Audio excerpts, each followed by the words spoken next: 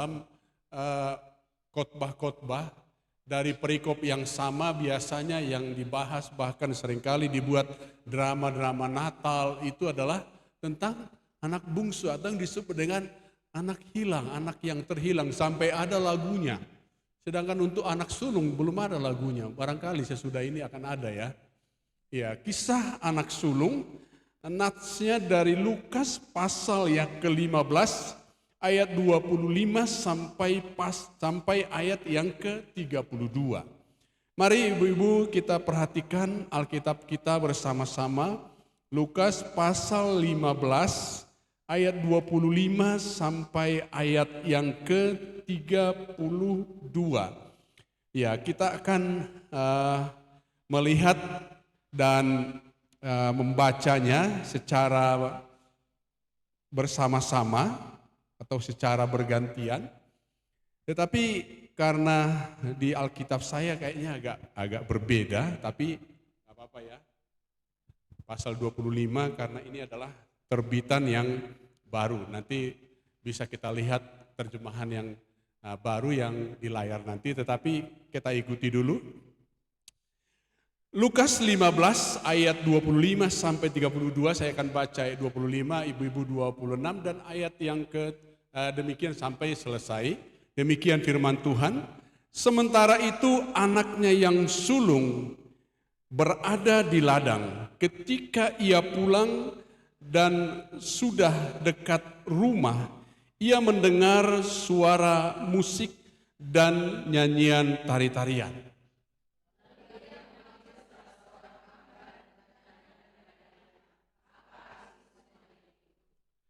Jawab hamba itu, adikmu telah kembali dan ayahmu telah menyembelih anak lembu yang gemuk karena ia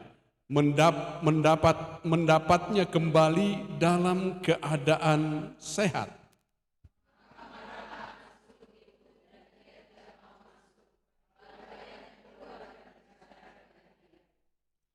Namun ia menjawab ayahnya, lihatlah, telah bertahun-tahun aku melayani Bapa dan belum pernah aku melanggar perintah Bapa, tetapi kepadaku belum pernah Bapa memberikan seekor anak kambing untuk bersukaria dengan sahabat-sahabatku.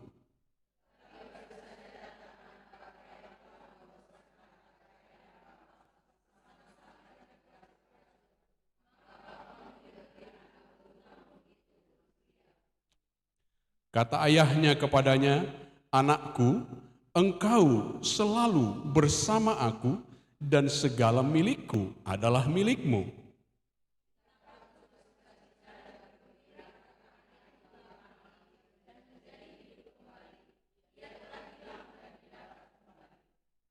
Amin. Demikian pembacaan firman Tuhan. Jadi kisahnya anak sulung. Apakah kira-kira seperti ini cara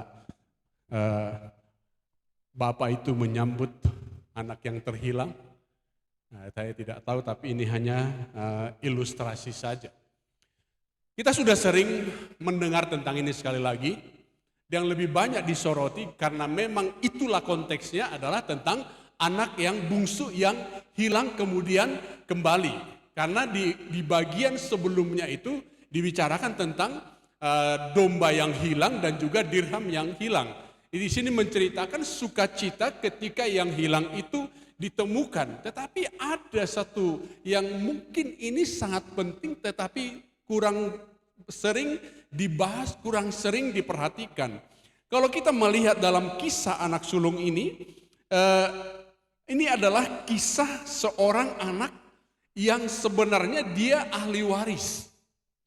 Dia seorang yang baik. Kalau kita lihat tadi, dia mengatakan, aku melayani Bapa, bekerja untuk Bapa bertahun-tahun dan tidak pernah melanggar. Berarti dia adalah seorang anak sulung dan dia seorang yang baik. Dan dia adalah ahli waris, dia setia kepada orang tua. Tapi ada satu hal, ia keliru memandang diri dan haknya sendiri. Di situ dia keliru. Kalau kita melihat tadi dalam pembacaan itu, dia ketika pesta itu sudah mulai dan ada tari-tarian, ada suara-suara musik, dia panggil seorang hamba dan bertanya apa yang terjadi. Hamba itu menjelaskan secara singkat. Dia mengatakan, adikmu telah kembali. Karena Bapak bersuka cita, dia membuat pesta karena dia menemukannya dalam keadaan sehat atau dalam keadaan selamat. Lalu apa yang dikatakan di sana di ayat yang ke-28 bagian A, dia marah dan tidak mau masuk. Dia marah dan tidak mau masuk. Lalu ayahnya datang menyambut dia atau menemui dia di luar dan berbicara kepada dia. Lalu dia sampaikanlah keluhannya, disampaikanlah komplainnya itu kepada ayahnya, protesnya itu kepada ayahnya. Aku sudah bertahun-tahun, aku bekerja, saya tidak pernah diberikan makan, memotong anak kambing pun dengan sahabat-sahabat saya. Tetapi ayahnya mengatakan, engkau selalu bersama-sama dengan aku. Apa yang kumiliki adalah milikmu. Adikmu sudah pulang dengan selamat, patutlah kita bersuka cita. Jadi apa yang mau kita pelajari di sini? Sesuai dengan konteks ini, Allah menghendaki supaya semua orang diselamatkan. Allah menghendaki supaya semua orang diselamatkan. Ia menghendaki supaya semua orang bertobat dan berbalik kepadanya. Hati itulah sebenarnya yang dimiliki oleh orang tua kedua anak ini, kedua anak laki-laki yang sulung dan yang bungsu ini.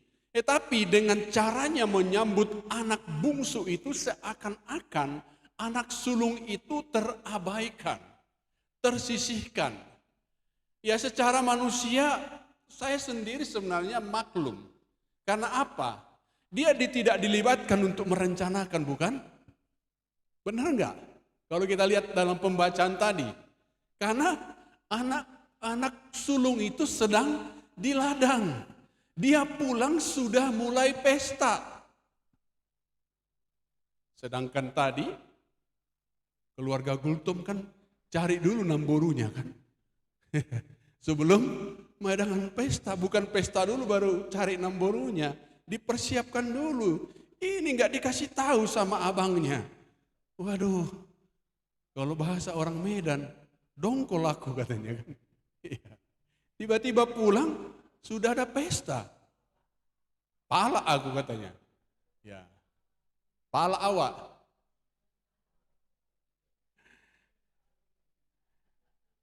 Pala awak katanya kan. Tapi kenapa? Sampai seakan-akan yang sulung ini diabaikan. Karena begitu besar sukacita ayahnya, anak yang hilang ini pulang. Dan kalau kita lihat di ayat sebelumnya, siapa yang mendapatkan? Anak mendapatkan ayahnya atau ayahnya yang mendatangi anaknya? Ayahnya yang, berarti dia sudah begitu lama dia menanti kapankah anakku itu kembali. Sehingga saya katakan tadi, seolah-olah anak yang sulung itu terabaikan. Seolah-olah dia terabaikan. Di dalam Yohanes pasal 10 ayat 14 sampai 16, Yesus berkata, akulah gembala yang baik dan aku mengenal domba-dombaku dan domba-dombaku mengenal aku. Sama seperti Bapa mengenal aku dan aku mengenal Bapa dan aku memberikan nyawaku bagi domba-dombaku. Nah, di ayat yang ke-14 16 secara khusus dikatakan ada lagi. Ya. Ada lagi padaku domba-domba lain yang bukan dari kandang ini. Domba-domba itu harus kutuntun juga dan mereka akan mendengarkan suaraku dan mereka akan menjadi satu kawanan dengan satu gembala. Artinya ayah yang sudah memberikan warisan dari anak bungsu itu, dia tidak berkata dalam hatinya, bagianmu sudah engkau ambil bagaimana nasibmu itu urusanmu. Dia tidak merasa nyaman, toh masih ada anak saya yang bisa memberikan penghiburan kepada saya. Tetapi ketika anak itu tidak pernah kembali, dia merindukannya. Ini gambaran yang dikatakan oleh Yesus ini, menggambarkan antara orang Israel sebagai umat pilihan, sebagai gembala, sebagai domba gembalaannya. Dia mengatakan masih ada dari luar, yaitu keselamatan yang diberikan kepada bangsa-bangsa lain. Artinya yang hilang harus dicari. Bahkan sampai mendapatkannya, kalau kita lihat di dalam dua perikop sebelumnya. Orang dirhamnya hilang, dia mencari sampai menemukannya. Kemudian ada domba satu hilang, yang 99 ditinggalkan, mencari satu yang hilang, sampai ia menemukannya. Bukan sekedar dicari. Kenapa? Begitu berharga. Seakan-akan domba yang satu yang hilang itu lebih mahal dari yang 99. Ya, seakan-akan kan seperti itu.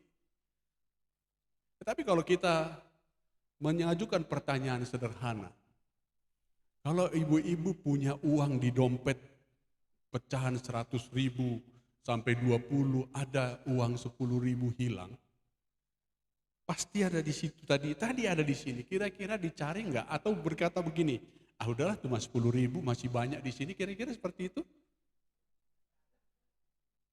Dicari kan? Dicari. Kadang-kadang ya udah ini tengok dulu di mana tadi. Kayaknya tapi enggak ada orang kan? Masih ada ini cuma 10.000 aja. Tidak. Kenapa? Berharga. Seakan-akan ketika ibu-ibu cari yang 10.000, lebih mahal itu, lebih berharga itu dengan yang katakanlah yang 2 juta. Tidak. Bukan berarti itu lebih berharga. Tetapi tujuannya apa? Jangan sampai ada yang hilang. Itu sebenarnya intinya. Bukan berarti yang 99 dari domba itu tidak lebih berharga daripada yang satu. Lebih mahal, jelas lebih mahal. Tetapi satu yang menjadi poinnya di sana adalah jangan ada yang hilang. Jangan ada yang hilang. Itulah yang dikatakan oleh Yesus Kristus. Jadi apa yang mau kita pelajari dari anak sulung ini? Ada 3 hal yang mau kita lihat di sana. Yaitu dia merasa diperlakukan tidak adil. Dan kemudian dia bekerja layaknya bukan seorang anak, tapi seperti pekerja. Dan kemudian yang berikutnya, dia tidak merasa sebagai pemilik. Dia tidak menikmati hak istimewanya sebagai ahli waris. Kita lihat yang pertama, ayat 25 sampai 28a. Merasa diperlakukan tidak adil. Artinya apa? Dia cemburu. Apa buktinya? Coba kita lihat kembali dari apa yang kita baca tadi. Ayat 28, ayat 25 sampai 28 bagian A. Bagian A yang dimaksud berarti sampai titik yang pertama di ayat 28. Kita baca kembali, ibu-ibu bisa lihat di Alkitab masing-masing atau bisa lihat di layar. Di situ dikatakan, tetapi anaknya yang sulung berada di ladang, dan ketika ia pulang dan dekat ke rumah, masih dekat ya, ia mendengar bunyi seruling dan nyanyian tari-tarian. Saya nggak tahu apa lagunya ya. Apakah Yesus kekasih jiwaku? Ya. Atau mau mere? Ya. Lalu ia memanggil salah seorang hamba dan bertanya kepadanya, apa arti semuanya itu? Barangkali ini sesuatu yang jarang. Kalau orang udah biasa pesta di rumahnya, dia tidak akan tanya. Lalu apa dikatakan? Jawab hamba itu, adikmu telah kembali Dan ayahmu telah menyembelih anak lembu tambun. Anak lembu tambun, perhatikan ya. Bukan sekedar anak lembu, berarti anak lembu tambun yang berarti lembu yang terbaik. Anak lembu tambun karena ia mendapatinya kembali dengan sehat. Maka marahlah anak sulung itu dan tidak mau masuk. Inilah menunjukkan dia merasa diperlakukan tidak adil. Aku yang bekerja mati-matian, tetapi kok yang menghabiskan harta kembali diadakan pesta. Dia cemburu, merasa diperlakukan dengan tidak adil. Mengapa demikian? Karena dia masih capek. Saya bisa bayangkan dia masih pegang mungkin alat-alat yang dia pakai di ladang. Tapi yang dia dapati di rumah justru pesta, bukan menyambut dia. Tapi pesta menyambut adiknya yang sudah menerima warisannya. Dan dia kembali dengan tangan kosong. Tetapi disambut oleh ayahnya begitu luar biasa. Benarkah dia diperlakukan tidak adil? Nanti kita akan lihat jawabannya. Tetapi yang perlu kita renungkan di sini, yang menjadi evaluasi bagi anak sulung ini, menjadi evaluasi bagi kita yang mungkin pernah kita cemburu karena merasa orang lain lebih diperhatikan, merasa orang lain lebih diistimewakan, sedangkan aku yang lama kok nggak dihargai, kira-kira seperti itu. Apakah demikian? Perlu kita renungkan di sini. Seharusnya anak sulung ini merindukan agar anak bungsu atau adiknya ditemukan dan kembali ke rumah. Seharusnya. Ya. Namun yang terjadi adalah ketika anak bungsu yang hilang kembali ke rumah, justru anak sulung yang hilang di rumah. Saya buat dalam tanda petik, hilang di rumah. Sedangkan adiknya yang merasa dia melarat di perantauan, sampai mau makan makanan yang harusnya untuk babi pun dia nggak bisa dimakannya, dia ingin kembali. Tetapi si sulung ini justru dia tidak mau masuk. Tidak mau masuk. Bukankah seharusnya dia senang ketika mendengarkan apa yang dikatakan oleh hamba itu? Karena adikmu pulang, ayahmu menyembelih domba tambun karena ia menemukannya atau dia kembali dengan sehat. Tapi di sini dia berbeda. Yang terjadi ketika anak bungsu hilang kembali ke rumah, justru anak sulung yang hilang. Dia kecewa.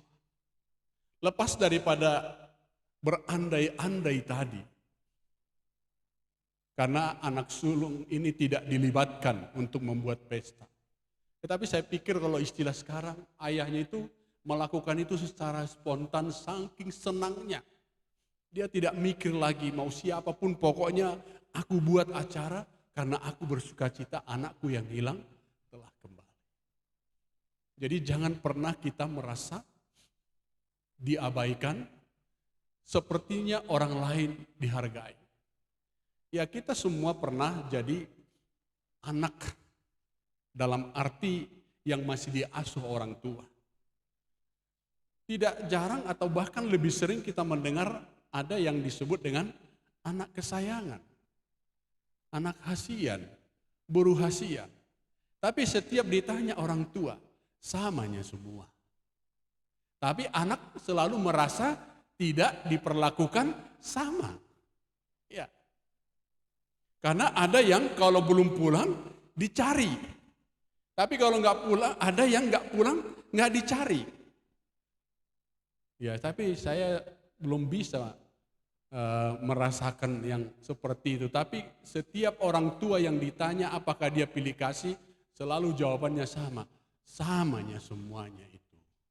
Tapi kenapa anak seringkali mengatakan, Bapak pilih kasih, kalau dia yang minta langsung ada, kalau aku berdoa dulu. Wah.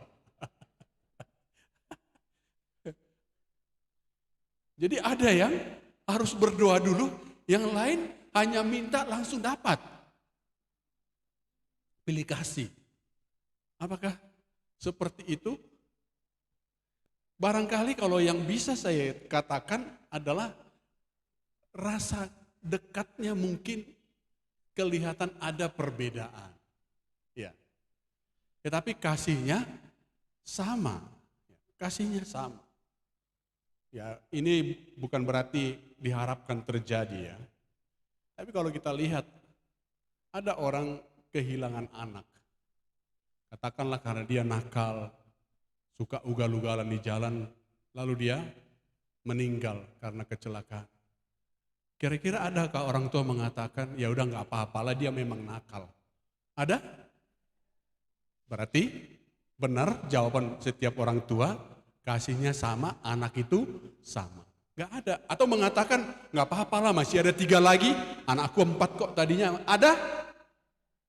Jadi jangan ada yang bilang, kasihan ya, anaknya cuma 1, mati pula. Seakan-akan kalau 4 mati 1 nggak apa-apa. Nggak ada, sama sedihnya. Berarti sama. Si sulung anak sulung itu yang merasa diperlakukan tidak adil. Sesungguhnya ayahnya tidak memperlakukan mereka dengan cara yang tidak adil. Dalam Lukas pasal 13 ayat 10 dan Lukas 19 ayat 10,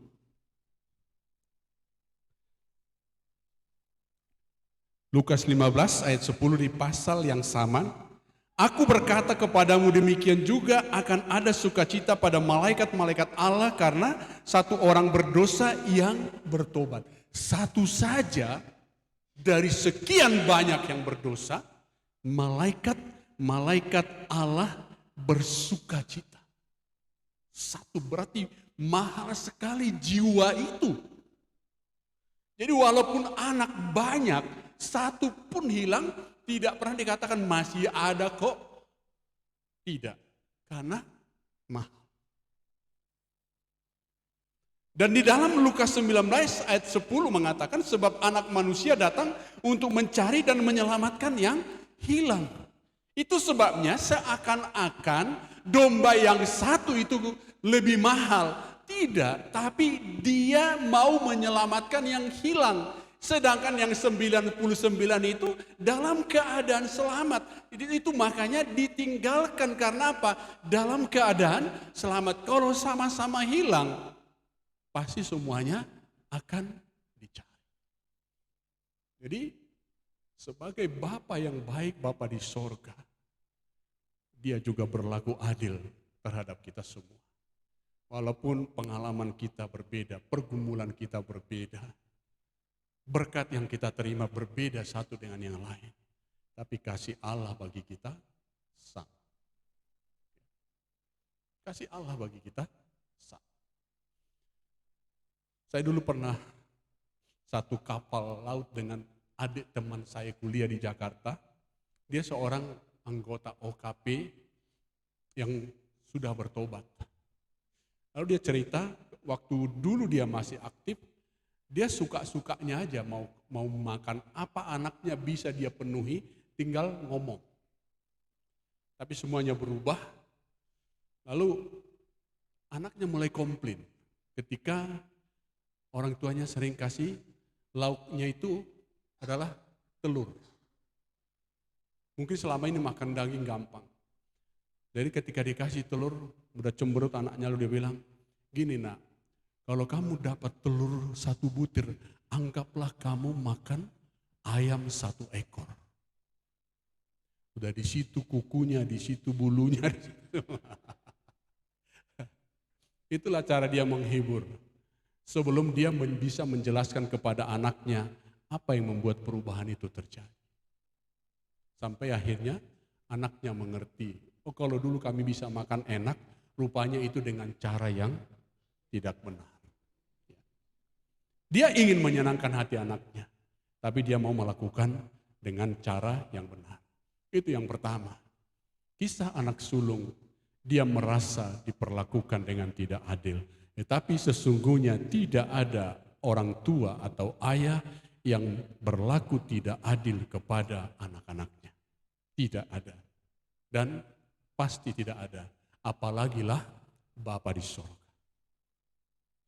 Lalu yang kedua, kehilangan rasa sebagai anak. Tetapi ia membenarkan dirinya sendiri, membela dirinya sendiri. Ya, kembali kita kepada Nats ini. Ayat yang ke-25 bagian B, bagian keduanya sampai ayat yang ke-30. Lalu ayahnya keluar dan berbicara dengan dia. Mungkin ada pembicaraan di sana, tetapi ayat yang ke-26 langsung tanggapan dari si anak sulung dan berkata, tetapi ia menjawab ayahnya, katanya, telah bertahun-tahun aku melayani Bapa dan belum pernah aku melanggar perintah Bapa. Tetapi kepadaku belum pernah Bapa memberikan seekor anak kambing untuk bersukacita dengan sahabat-sahabatku. Tadi ayahnya memberikan kepada anak hilang apa? Jauh sekali ya. Perbandingannya dengan kambing. Ya. Tetapi baru saja datang anak bapa yang telah memboroskan harta kekayaan bapa bersama-sama dengan pelacur-pelacur, maka bapa menyembelih anak lembu tambun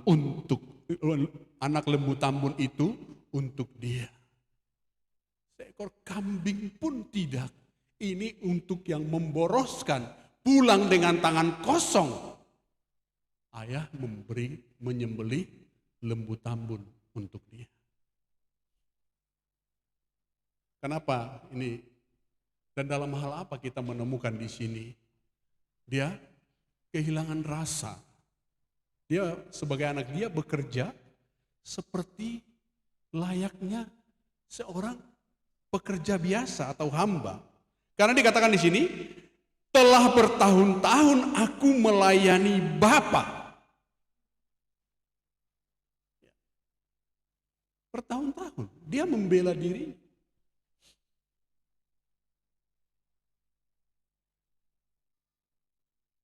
Jadi ia bekerja layaknya seorang pekerja upahan, bukan sebagai pemilik atau ahli waris. Bertahun-tahun aku bekerja melayani Bapa. Belum pernah anak kambing pun. Satu sisi kalau kita lihat secara singkat, kelihatannya masuk akal tuntutannya. Tapi kalau dia menyadari bahwa dirinya itu adalah pemilik, bukan pekerja, kapan saja dia bisa menikmati, melakukan hal itu. Itu sebabnya, saya katakan di awal tadi, dia hilang, walaupun dia di rumah.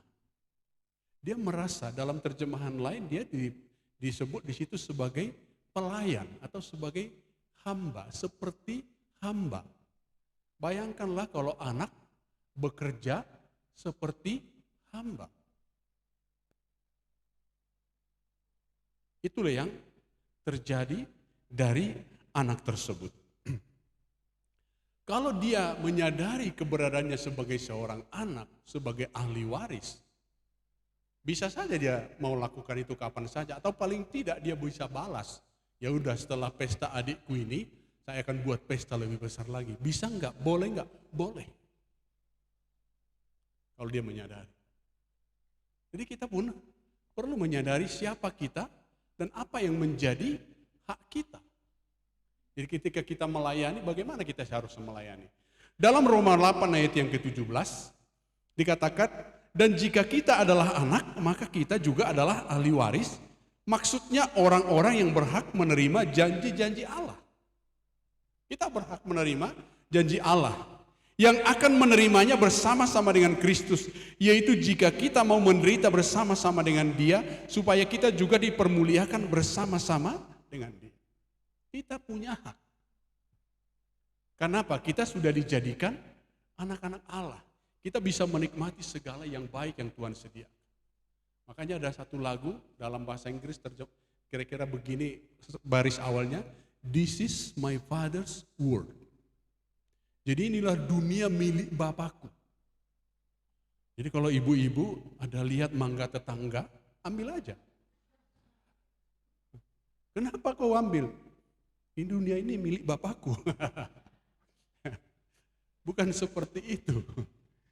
Jadi segala yang baik itu bisa kita nikmati sebagai pemberian Bapa. Karena apa?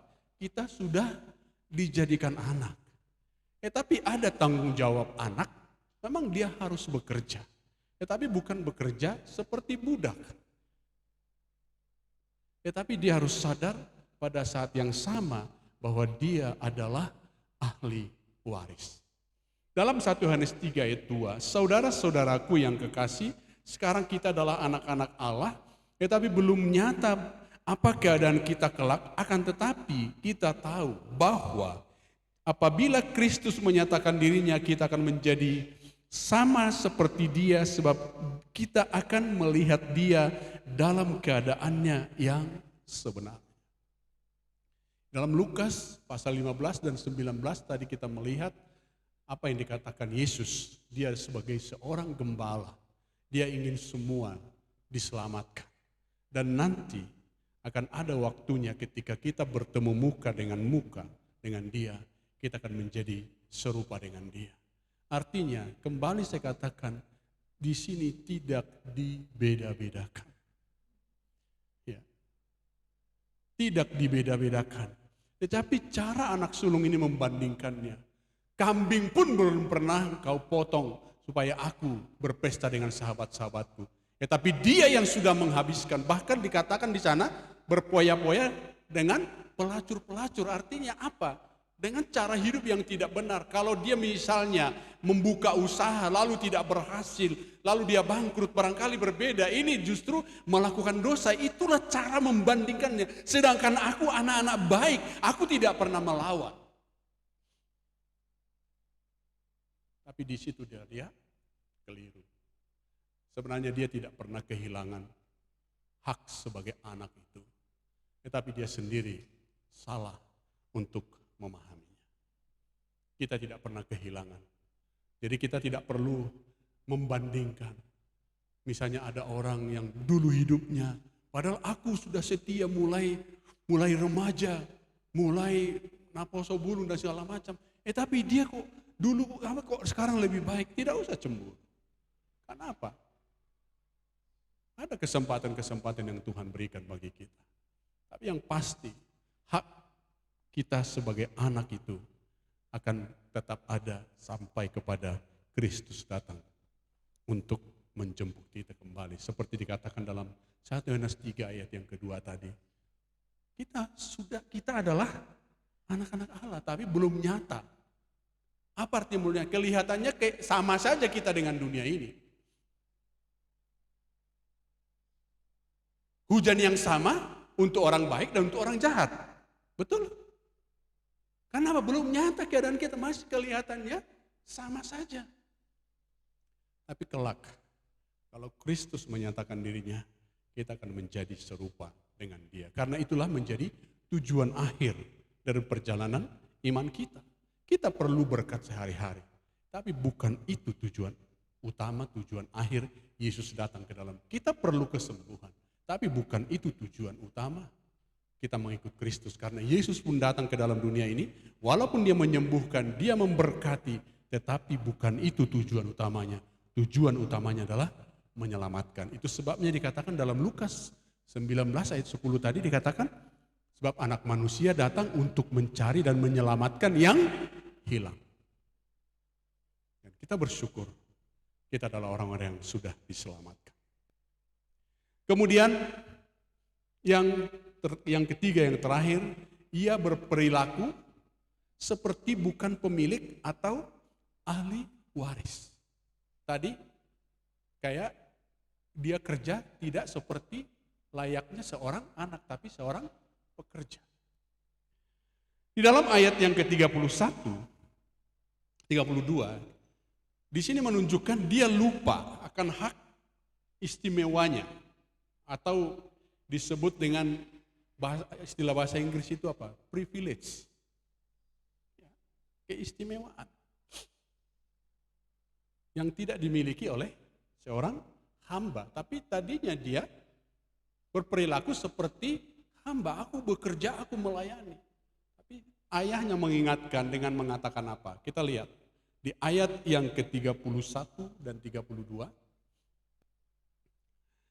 Kata ayahnya kepadanya, "Anakku, engkau selalu bersama-sama dengan aku, dan segala kepunyaanku adalah kepunyaanmu." Terlebih dia adalah sebagai anak sulung. Biasanya anak sulung memiliki porsi ganda, warisan ganda. Maka diingatkan oleh ayahnya, "Anakku, engkau selalu bersama-sama dengan aku, dan segala kepunyaanku adalah kepunyaanmu."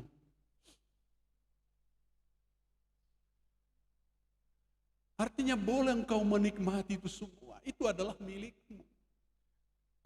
Jangankan lembu tambun, apapun boleh. Tapi ayahnya mengingatkan betapa berharganya seorang anak itu. Dan karena tidak ada bedanya, kita patut bersukacita dan bergembira karena adikmu telah mati dan menjadi hidup kembali, ia telah hilang dan didapat kembali. Itulah yang mau disadarkan oleh ayahnya kepada anak sulung itu. Sama kalian berharganya. Tapi dia sempat hilang. Saya merindukan dia. Engkau juga sepatutnya bersukacita seperti aku bersukacita. Karena adikmu itu telah mati. Kenapa dianggap telah mati? Kan tidak ada kabar. Maka dianggap dia hidup kembali. Ya. Di kampung kami ada satu keluarga, dari berapa orang anaknya laki-laki merantau, 2 tidak ada kabar bahkan sampai hari ini. Yang paling besar itu waktu saya masih sekolah S2. S2 berarti SMP. S1 SD, S2 SMP, SMA S3, kan ada S-nya kan.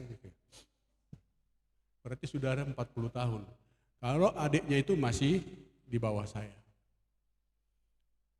Dan orang tua selalu menganggap, nggak mati anak. Karena apa? Andai kata dia pulang, pasti nanti dikatakan, kamu sudah mati tapi hidup kembali. Kira-kira seperti itu gambarannya. Kita patut bersukacita. Ini. Kita patut bersukacita. Jadi kalau ada orang-orang yang kelihatan kok jadi lebih diberkati tapi karena dia kembali kepada Tuhan, ikutlah bersukacita. Karena yang terutama apa? Dia hidup kembali, dia hilang, ditemukan kembali. Tapi kok enak kali dia, aku yang sudah lama setia baik-baik kok begini-begini, gak usah cemburu. Karena tujuan akhir dari perjalanan iman kita, saya katakan tadi, nanti.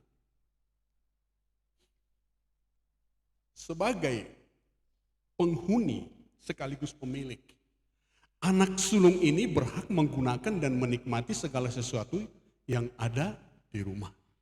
Tapi dia lupa itu. Tapi itulah yang dikatakan oleh ayahnya. Engkau selalu bersama-sama dengan aku. Segala kepunyaanku adalah kepunyaan. Karena ini perumpamaan tidak dijelaskan sebelumnya. Tapi kalau ini dikisahkan, saya yakin anak sulung itu ketika dia menyadari 3 kekeliruan dia tadi, dia merasa diperlakukan tidak adil, tetapi ternyata ayahnya tidak memperlakukan dia tidak adil. Kalau dia menyadari yang kedua, bahwa dia bekerja seperti pekerja biasa, dia sebagai anak, kemudian akhirnya dia menyadari yang dikatakan ayahnya yang ketiga itu, segala kepunyaanku adalah kepunyaanmu. Saya yakin dia akan ikut lagi di pesta itu. Karena apa? Dia pasti dipulihkan. Kalau saudara, ibu-ibu ada yang pernah mungkin kecewa, tidak mungkin Allah tidak adil. Tidak mungkin. Kalau merasa sudah berbuat banyak, tetapi seperti tidak diperhitungkan. Engkau bukan pekerja, tapi engkau adalah anak. Ya. Kalau seakan-akan kok nggak bisa kunikmati, semua kepunyaan Bapa adalah kepunyaan kita. Itu adalah janji Tuhan. Dalam Yohanes 8 ayat 35, dikatakan, dan hamba tidak tetap tinggal dalam rumah, tetapi anak tetap tinggal dalam rumah. Kalau yang kembali itu adalah hamba yang pernah bekerja, apakah akan disambut oleh pemilik rumah seperti ketika dia menyambut anak hilang? Tidak. Alasannya apa? Anak tetap tinggal dalam rumah. Jadi kalau anak tidak ada di rumah, pasti dirindukan, pasti dicari oleh ayah. Tapi sayangnya abangnya yang nggak mencari. Abangnya nyaman-nyaman saja. Tapi diingatkan, barangkali dia belum merasakan bagaimana hati seorang bapak terhadap anak. Mungkin generasi berikutnya pasti dia akan menyadari hal itu. Begitulah kita berandai-andai. Dalam Roma pasal 8 ayat 14 sampai 15, semua orang yang dipimpin roh Allah adalah anak Allah, sebab kamu tidak menerima roh perbudakan yang membuat kamu menjadi takut lagi, tetapi kamu telah menerima roh yang menjadikan kamu anak-anak Allah. Oleh roh itu kita berseru, ya Abba, ya Bapa. Kalau tadi sempat dia merasa, aku sudah melayani, bekerja untuk Bapa. Tidak. Kita tidak menerima roh perbudakan yang membuat kita takut. Jadi jangan takut tidak diberkati. Jangan komplain sama, aku sudah begini kok enggak. Loh, kau bukan pekerja, tapi ahli waris. Ingat itu sekali lagi. Kenapa? Kita berhak memanggil Allah itu ya Abba, ya Bapa. Jadi apa yang perlu kita renungkan di sini? Janganlah kita cemburu jika ada orang yang kelihatan seperti mendapat perlakuan khusus, istimewa. Jangan kita merasa Tuhan mengatakan Tuhan tidak adil. Aku sudah sekian lama kok masih begini-begini saja. Kalau saya mau komplain secara manusia, saya punya alasan itu. Tapi karena saya tahu ada yang Tuhan berikan jauh lebih berharga daripada berkat-berkat, walaupun itu sebenarnya berharga. Tetapi saya tetap bisa bersyukur kepada Tuhan. Saya ada pergumulan, kita juga ada pergumulan. Untuk keluarga inti sendiri, keluarga besar kita. Kenapa Tuhan aku melayani Engkau bisa saja saya katakan. Kenapa keluargaku masih begini? Apa Tuhan tidak tahu apa yang dia harus lakukan? Dia tahu. Tapi yang terutama di sini, ya Abba, ya Bapa. Dia lebih tahu. Dia tahu apa yang harus dia perbuat untuk anak sulung. Dia tahu apa yang harus perbuat untuk anak bungsu yang walaupun sempat hilang. Karena apa? Dia mengasihi dengan kasih yang sama. Dan marilah kita bekerja, melayani yang berperilaku sebagai pemilik meskipun kita sebagai hamba di hadapan Tuhan. Ya, dalam sikap kita harus sebagai hamba. Tetapi sebagai pemilik berarti kita tidak berorientasi kepada apa yang ku dapat, berapa yang ku dapat. Tapi kalau dia pemilik, apa yang bisa ku buat. Dan yang ketiga, yang terakhir, marilah kita tetap tinggal dan bersekutu dengan Bapa dan menikmati segala kebaikan. Karena Tuhan begitu baik bagi kita. Ada ayat yang sudah saya baca tadi, saya rindu kita baca ini sekali sebagai ayat penutup bagi kita. 1, 2, 3. Saudara-saudaraku yang kekasih, sekarang kita adalah anak-anak Allah, tetapi belum nyata apa keadaan kita kelak. Akan tetapi kita tahu bahwa apabila Kristus, tadi saya bilang sama-sama ya, dari awal ya. Hah? Gak ada di atas?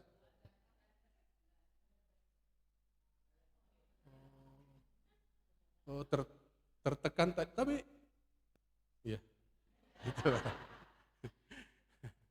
Untung Tuhan baik ya. Saya pikir kok diam saja kayak saya dianggap apa ini? Komplain pula ya. Nggak boleh komplain.